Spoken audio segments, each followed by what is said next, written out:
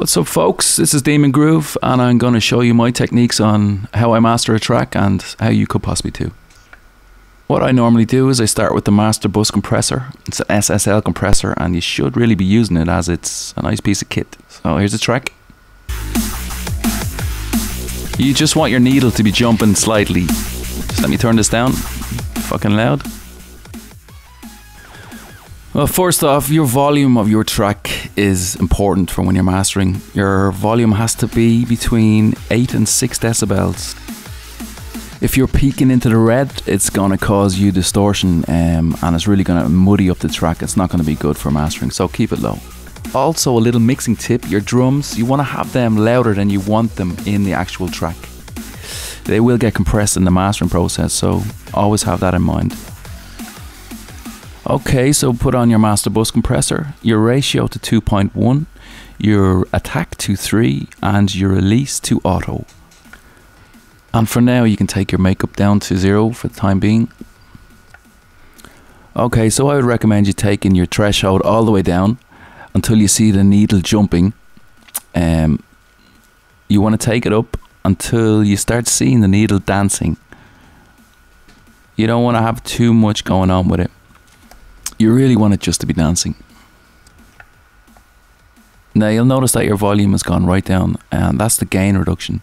You're going to get 2.1 decibels of gain reduction for everything that rises above 5.6 decibels of volume.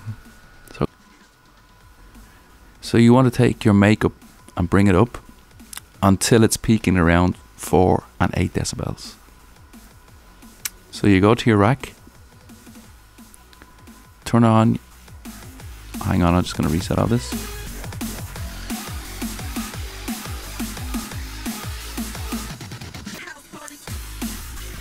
Okay, so you turn it on. Your EQ, don't go near the low cut, you need to keep that for dance. The low shelf is about 8 Hz. 80 Hz, pardon me. And take it up to about 3. Never go above 3. Have it between 1 and 3. If you feel you need more bass, you have to do that in the mix. On the highs, I would say between around 8 and 10. Don't go too crazy with it. You don't want to annoy people on a big system with really sharp, raspy noises. You want to keep them nice and low. To sit under the mix, they just give it aggression, or they will give it that lovely high sort of shine. To have them really sharp and annoying is not a good idea. So always keep that in mind when you're mixing. Between 1 and 3 as well on the volume. I usually go to around 300 Hz. That adds a bit of fatness to the mids and warmth. Have a fairly wide Q and add about 1 and 3 again. If you want to cut around 200 for dubstep, also you can do that. Add another EQ. Okay, so this is just to EQ the attack of the kick and the snare. You want to EQ this around 5 kilohertz. You want a short Q, you want a nice and tight between 1 and 3 as well, again. Your stereo imager, if you don't know how to use this affects what is wide and what is mono.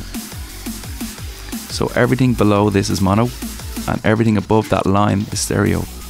So you take the original and take that down to 0. That's all mono. So everything below 400 is going to be mono, and everything above is going to be naturally wide. On the high band, you can boost a little bit of width if you want to. Don't go too high, it sounds horrible.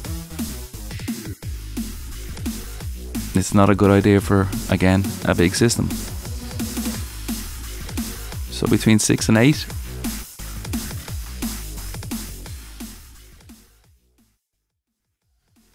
So compression is where people get stuck mainly. Leave your attack. If you don't understand attack, if I take that all the way down, it means it's cutting out the transients. It's going to compress every bit of the sound. So it's going to lower all of the sound by 2 to 1.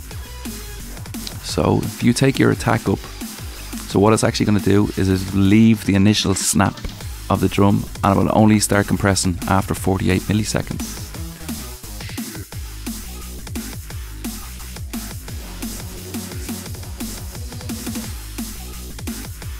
So you take your tap up, I leave it in the middle usually, and the release is the same. Yeah, your ratio to 2.1, your soft clip on, and your adapt release. So for your compressor, you take your threshold all the way down and you slowly bring it in. As you can hear, that's really compressed, it's really squashed, all the transients are gone. You can still hear some of the transients, but this is going to take it all out.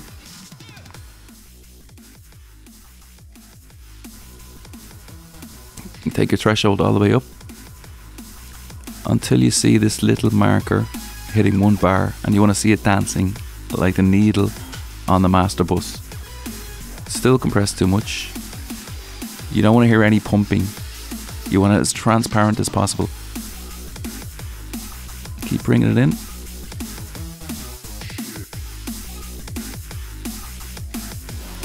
Sounding better now. Still a bit of pumping though. There we go.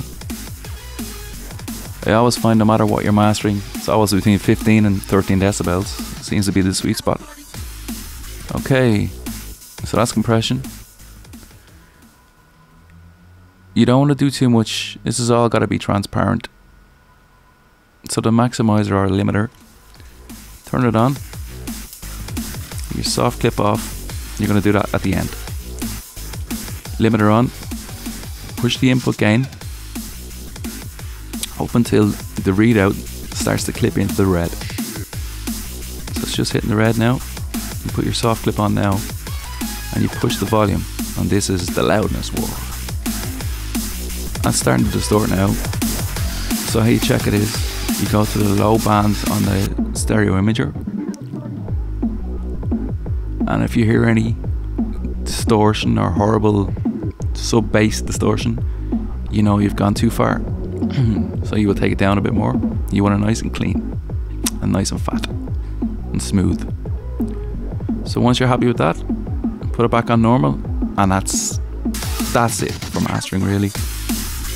You don't want to go too crazy with it. It's just about volume and tightening and a bit of nice EQ. This is House Party, by the way, my own track. Hopefully will be a single or maybe on an EP in the future. Like the Facebook and subscribe if you want to. I hope you do. And I will have some more tutorials in the future. This is Dean McGroove, and I'll catch you again sometime soon. Alright, take care. Bye bye.